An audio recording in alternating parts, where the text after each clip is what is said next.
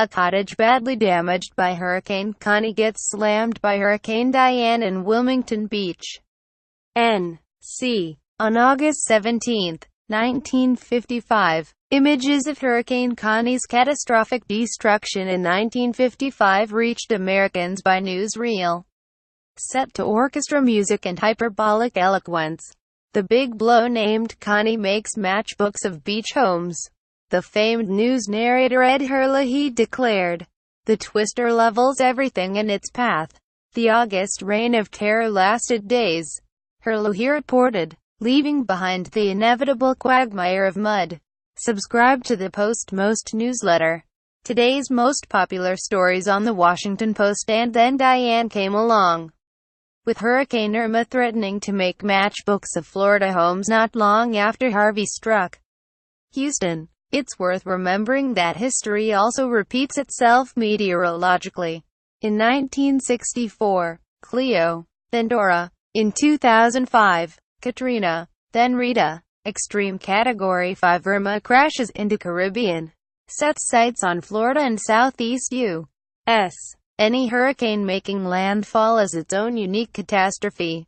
But the 1955 season, with Connie and Diane slamming North Carolina barely a week apart, was, at the time, the costliest and deadliest season ever recorded, with nearly 300 fatalities and more than $1 billion in damage.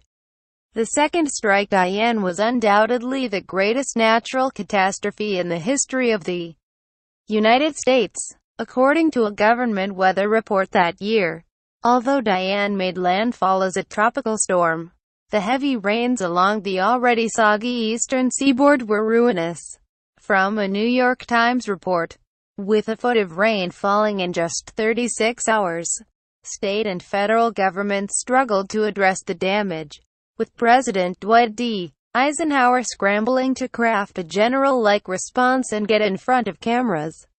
Like the rest of you, I read in the papers, saw on the television, and heard on the radio about this great disaster, Eisenhower said in a radio address to the nation after meeting several governors.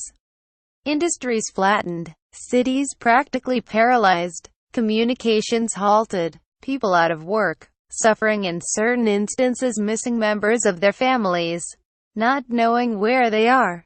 Eisenhower's staff got him aboard an aircraft to view the wreckage. With a Universal Studios newsreel crew aboard, he looks over a map, puts on his glasses, stretches over a table, and looks out a window, presumably to view the flood damage. Paul Martin Lester wrote in On Floods and Photo Ops, A History of Presidents Racing to be Near Cameras During Natural Disasters. Decades later, President George W. Bush was photographed taking a similar flyover of Hurricane Katrina damage, though he was lambasted for appearing detached from harrowing drama unfolding below. Not so for Eisenhower. Even as he looked down unable to see a single thing, the sky was cloudy over the flooded area and prevented the president from seeing anything on the ground, Lester wrote. Nevertheless, that fact did not inhibit the media from communicating the message of Ike's concern to the public. Eisenhower eventually sought and signed legislation to provide funding for flood control programs, helping cities and towns protect citizens from rising waters. But there was no protection against the horrifying memories. On the 60th anniversary of Connie and Diane, residents of a Poconos town remembered the homes, bridges and lives that were swept away. The fire department used a loudspeaker to provide information. They just started announcing the names of everybody that was known to be safe, and they did that for like a day and a half, one resident said, adding, I helped bring some body bags in at the hospital. Everybody did what they could. Read more. Metropolis. As Hurricane Harvey slams Texas. A look at the most devastating storms in U.S. history. An asteroid was streaking toward Earth. A collision seemed all too possible.